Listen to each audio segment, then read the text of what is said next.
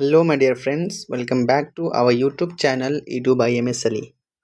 आज के इस वीडियो में हम लोग बात करने वाले हैं आरआरबी जेईई सीबीटी 1 का आंसर की जो आया है उसमें किस क्वेश्चंस को आरआरबी ने गलत टिक किया हुआ है एज एन आंसर। ठीक, तो मेरी एंड से जो हमको मिला है वो मिला है क्वेश्चन नंबर 32।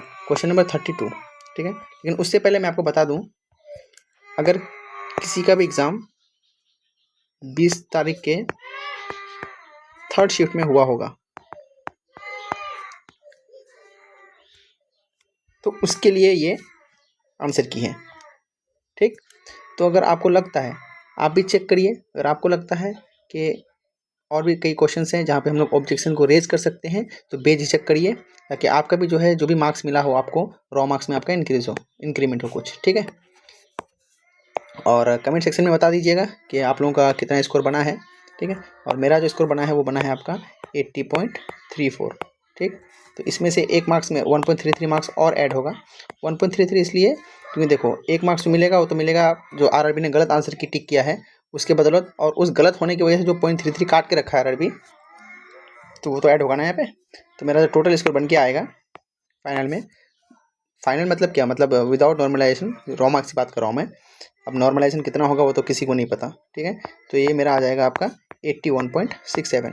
ठीक है, नॉर्मलाइजेशन में मान लो और कितना बढ़ेगा, एक या डेढ़ अगर बढ़ेगा तो वो 82 के लगभग 82 प्लस बनेगा कुछ। ठीक, तो चलिए वो भी अपना कंसर्न नहीं है, अपना कंसर्न है कि उस क्वेश्चन को देखेंगे जहाँ पे हम लोग ऑब्जेक्शन को रेज कर सकते हैं। ठीक है, अगर आपका अगर 20 फरवरी को अगर था थर्ड शिफ्ट में, ठीक है, तो ये तो जाहिर सी बात है कि ये उसी के लिए बेनिफिशियल होगा। ठीक है, लेकिन ऑब्जेक्शन को मत छोड़िए, ऑब्जेक्शन करते रहिए। क्या पता अगर मान लो कि कट ऑफ से आप सिर्फ 0.33 मार्क्स ही रह जाएँ, ठीक, और आपको इसमें 1.33 अगर मिल जाएगा तब जो है आपको बहुत दर्द होगा।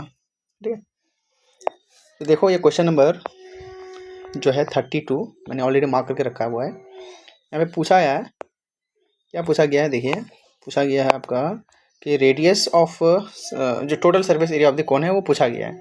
गिवन क्या है आपका, आर गिवन है 24 सेंटीमीटर, हाइट दिया हुआ है आपका कितना 32 सेंटीमीटर, और सबको पता है कि जो total surface area of cone जो होता है वो होता है आपका क्या, pi R into R plus L. इस पर तो कोई डाउट नहीं है। ठीक, लेकिन एल को हम लोग कैलकुलेट कैसे करते हैं, एल को हम लोग कैलकुलेट करते हैं under root of h square plus r square से। तो यहाँ पे हम लोग अगर पुट करेंगे सारे वैल्यूज़ को, ठीक है, यहाँ पे तो मेरा जो एल निकल के आएगा वो आएगा आपका 40 सेंटीमीटर। ठीक, अब यहाँ पे वही वैल्यू अगर हम लोग यहाँ पे पुट करेंगे एल का तो आएगा, पाई को एज इट इज रहने दो, आर कितना आपका 24 है, इंटू आर प्लस एल अगर हम लोग करेंगे यानी कि 40 प्लस 24 अगर करेंगे तो आएगा कितना 64 अगर करेंगे तो कितना आएगा, देखो 4 चौक 16, यूनिट डिजिट में आपका 6 आना चाहिए। 6 कौन सा कहाँ पे है, एक इस ऑप्शन पे है, एक इस ऑप्शन पे है। ठीक है, तो ये दोनों तो ऐसे चला गया। अब बचेगा कितना, 576 होगा या फिर 1536 होगा, लेकिन यहाँ पे अपने को क्या दिख रहा है, ये ऑलरेडी 60 है और यहाँ पे 20 है, तो इसको अगर मल्टीप्लाई करेंगे तो कितना आएगा 1200 से प्लस वाला कौन सा आंसर है, यहाँ पे होगा ऑप्शन नंबर 3। ठीक है, तो ये दिख रहा है यहाँ से, और बहुत ही सिंपल क्वेश्चन है, बहुत ज़्यादा हार्ड क्वेश्चन नहीं था कि नहीं यहाँ पे कुछ कन्फ्यूजन क्रिएट हो सकता है। और पता नहीं आरआरबी को क्या लगा होगा कि इसको गलत टिक कर दिया है। अब आरआरबी ने क्या किया, देखो गलत टिक इसलिए किया है क्योंकि इसको लगा था कि हमने पूछा है curve surface area. Curve surface area का फॉर्मूला क्या होता है कौन का, पाई आर एल। पाई को एज इट इज रहने दो, आर कितना है 24 और एल कितना निकाले थे हम लोग 40। इसको हम लोग करेंगे 0, 24 चौका 96, 960 पाई सेंटीमीटर स्क्वायर। तो अगर कर्व सरफेस एरिया अगर पूछता तो आरआरबी ठीक था, लेकिन आरआरबी तो कर्व सरफेस एरिया नहीं पूछा, वो पूछा है क्या, टोटल सरफेस एरिया। तो टोटल सरफेस एरिया में तो आपको वो फॉर्मूला लगेगा, तो मैंने भी डिस्कस किया इसका, इसीलिए इसका आंसर हो जाएगा 1536, ना कि आपका ये ऑप्शन नंबर 1। तो यहाँ पे आप लोग ऑब्जेक्शन रेज कर सकते हैं।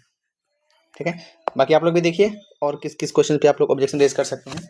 मुझे तो अब इतना ही मिला है इसमें।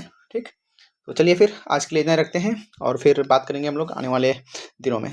ओके, धन्यवाद।